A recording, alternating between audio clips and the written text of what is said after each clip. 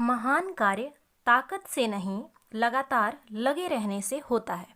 Hello friends, मैं हूं स्वाति पांडे और आज हम लोग हिंदी पेडागोजी की क्लास में भाषा शिक्षण के सिद्धांत के बारे में जानेंगे। देखिए, इससे पहले की क्लास में हमने साहचर्य के सिद्धांत तक पढ़ा था और आज हम लोग उससे आगे देखेंगे। तो चलिए शुरू करते हैं। इसमें 8वां सिद्धांत है हमारा अनुपात एवं क्रम का सिद्धांत। भाषा कौशल मुख्य रूप से 4 प्रकार के होते हैं: सुनना, बोलना, पढ़ना और लिखना। देखिए, ये 4 जो कौशल हैं, ये इनमें क्रम होता है। ये सभी भाषा कौशल आपस में परस्पर संबंधित हैं। इनमें से एक को भी छोड़ के अगर किसी बच्चे में इन चारों का डेवलप नहीं हो पाता है, विकास नहीं हो पाता है, तो इसका मतलब ये है कि हमारा जो शिक्षण है वो असफल रहा। तो बच्चों को इन सभी में निपुण बनाना ही हमारा भाषा शिक्षण का उद्देश्य होता है। और इसमें भाषा शिक्षण का जो 4 कौशल है, इनमें एक क्रमबद्धता होती है: सुनना, बोलना, पढ़ना, लिखना। इन चारों का ही एक क्रम से विकास करना होता है। इसी क्रम से हमें पढ़ाना होता है बच्चों को, ताकि वो सही तरीके से सीख सकें। तो इसका ज्ञान शिक्षकों को होना चाहिए कि भाषा शिक्षण का जो या फिर भाषा का जो कौशल है उसका क्रम क्या है, और मैं जो पढ़ा रहा हूँ या पढ़ा रही हूँ वो उस क्रम को सामने लाता है, यानी वो क्रम को फॉलो करता है या नहीं। इस चीज़ का ध्यान हमें रखना होता है कि हम उसी क्रम से पढ़ा रहे हैं या फिर उस टॉपिक से भटक रहे हैं। यहाँ तक हो गई बात, आगे देखते हैं। देखिए, अगला है हमारा चयन पद्धति का सिद्धांत। हिंदी भाषा शिक्षण के लिए कब किस सिद्धांत या पद्धति का सहारा लिया जाए, इसका उपयुक्त ज्ञान अध्यापक को होना चाहिए कि कब हमें किस सिद्धांत का या किस विधि का, किस पद्धति का सहारा हमें लेना है और कैसे बच्चों को सिखाना है। कि कोई भी अगर चैप्टर है, कोई भी अगर पाठ है जिसको हमें पढ़ाना है, तो उसको हम किस तरीके से सरल बना सके, कितना सहज बना सके, ताकि बच्चे उसको सीख लें।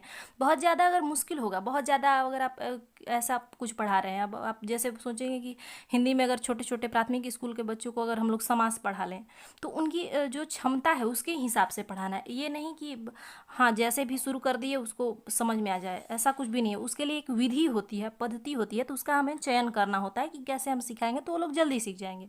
यहाँ तक हो गई बात, आगे देखते हैं। अगला है हमारा बाल केंद्रिता का सिद्धांत।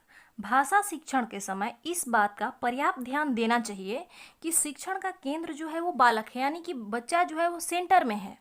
भाषा शिक्षण में बालक के स्वभाव, क्षमता, रुचि, स्तर आदि का ध्यान रखना चाहिए कि उसकी मानसिक क्षमता कैसा कितनी है, उसकी रुचि क्या है। छोटे बच्चे जो होते हैं, अगर आप सोचेंगे कि उसको 2 घंटे की कहानी आप लगातार उसको बैठ के सुनते रहे और मैं पढ़ाता रहूँ, तो ऐसा कुछ भी नहीं हो सकता है, क्योंकि बच्चे स्वभाव से चंचल होते हैं। तो आपको उस हिसाब से, उनकी मानसिकता के हिसाब से बताना होता है। यही हमारा बाल केंद्रिता का सिद्धांत। आप ये केंद्र में, शिक्षा के केंद्र में शिक्षक नहीं है बल्कि बालक है, उसको ध्यान में, बच्चे को ध्यान में रख के आपको शिक्षा देना है। उनके हिसाब से आपको उसमें विधि ये सब का चयन करना है, बच्चों के हिसाब से, अपने हिसाब से नहीं। यहाँ तक हो गई बात, आगे देखते हैं।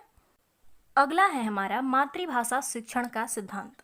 मातृभाषा में शिक्षण कार्य करने से विद्यार्थी शब्दों के साथ वस्तुओं का संबंध स्थापित कर पाता है, जिससे उसके विचार अस्थायी रूप से निर्मित होते हैं।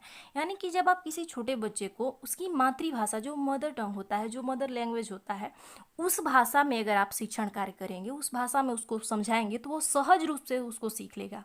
जैसे अगर छोटा बच्चा है तो वो जो भी भाषा अपने घर परिवार से आत्मसात किया है, जिस भाषा को उसने अर्जित किया है, उसी भाषा में प्राथमिक शिक्षा उपलब्ध कराई जानी चाहिए। जैसे कि अभी त्रिभाषा सूत्र में भी यही बताया गया है कि प्राथमिक शिक्षा बच्चों का मातृभाषा के माध्यम से होना चाहिए। तो यही है मातृभाषा शिक्षण का सिद्धांत। उसमें बच्चे ज़्यादा अपनापन महसूस करते हैं, उसमें ज़्यादा सीख सकते हैं। वो तुरंत से, छोटे बच्चे हैं तो वो तुरंत दूसरी भाषा को अर्जित नहीं कर पाते हैं। कि आप जैसे घर की भाषा कुछ और है और यहाँ की भाषा स्कूल में अगर उनको कुछ और भी बताया जाए तो उसमें संबंध स्थापित नहीं कर पाएंगे, लेकिन वही अगर मातृभाषा में उन्हें बताया जाए तो वो जल्दी ही उसको पकड़ लेंगे। यहाँ तक हुई बात, आगे देखते हैं। अगला है हमारा पुनर्बलन का सिद्धांत।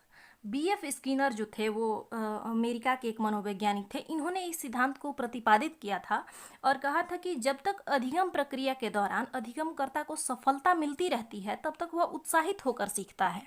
यानी कि जब आप किसी भी चीज़ को, बच्चे छोटे होते हैं वो किसी भी चीज़ को अगर कर रहे हैं या फिर बड़े भी, जैसे जब भी हमें कोई भी चैप्टर ऐसा मिलता है पढ़ने के लिए जो कि एकदम आसान है, तो अगर उसको हम लोग कंप्लीट कर लेते हैं तो हमारा उत्साह बढ़ता है।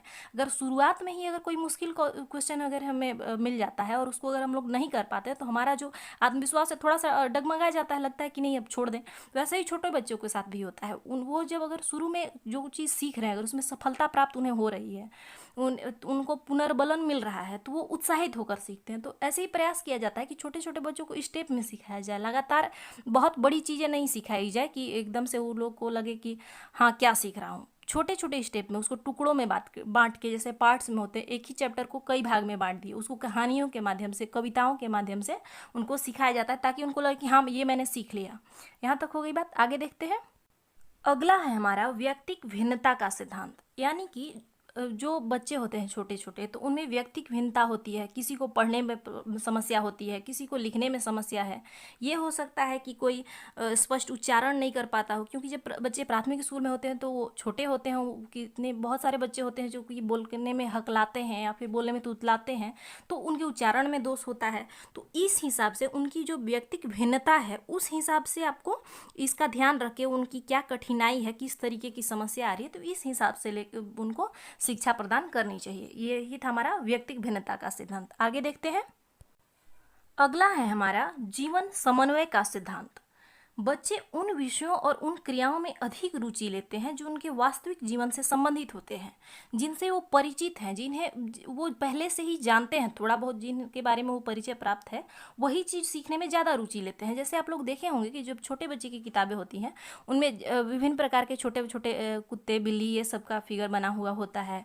या फिर आप देखें तो पेड़ पौधे, फूल, मतलब ज़्यादा से ज़्यादा उनको कुछ ऐसी चीज़ें दिखाई जाती हैं जो उन्होंने पहले देखा है। अब ऐसा नहीं है कि उनके बुक में कुतुब मीनार का फोटो आपको देखने को मिल जाएगा, एलोरा अजंता की गुफाएं मिलेंगी, ऐसा कुछ भी नहीं है। तो वो लोग जो चीज़ देखे हैं पहले से, वही चीज़ दिया हुआ होता है। इसका मतलब है कि जीवन समन्वय का सिद्धांत, वो जिस चीज़ से परिचित है उसमें ज़्यादा वो रुचि लेते हैं। यहाँ तक हो गई बात, अगला देखते हैं।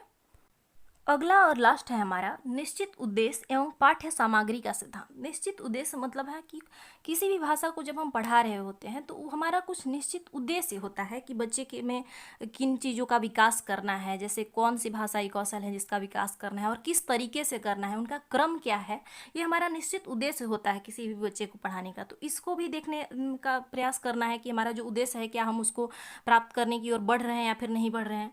दूसरा है हमारा पाठ्य सामग्री का सिद्धांत। तो देखिए, पाठ्य सामग्री ऐसी होनी चाहिए जो कि रुचिकर हो, जो कि बच्चे की मानसिक क्षमता के स्तर का हो, वो उनकी आयु के स्तर का हो। ये नहीं है कि आप छोटे बच्चों को लगे न्यूटन का लॉ पढ़ाने तो वो नहीं समझ पाएगा। तो एकदम बेसिक से शुरू करना है कि जिस स्तर पे बच्चा है या फिर जितना उसका एज हो रहा है, उम्र हो रहा है, जिस उसका मानसिक स्तर क्या है, या फिर अगर उसमें कोई ये होता है कि कभी कभी चिकित्सा की भी ज़रूरत होती है, कुछ होते हैं कि अधिगम क्षमता वाले बालक भी होते हैं। तो इन सब चीज़ों का ध्यान रख के आपको पाठ्य सामग्री का चयन करना है और उसके हिसाब से उनको बताना है। और साथ ही जो हमारा नियम और विधि है उसका भी इस्तेमाल करना है कि कौन सी विधि का इस्तेमाल, जैसे छोटे बच्चे होते हैं तो खेल के माध्यम से, संगीत के माध्यम से ज़्यादा कुछ सीखते हैं। तो यही था हमारा पाठ्य सामग्री का सिद्धांत। यहाँ तक होगी बात। तो आज की क्लास में बस इतना ही। आगे हम लोग देखेंगे भाषा शिक्षण के नियम, यानी कि भाषा शिक्षण के सूत्र को। धन्यवाद।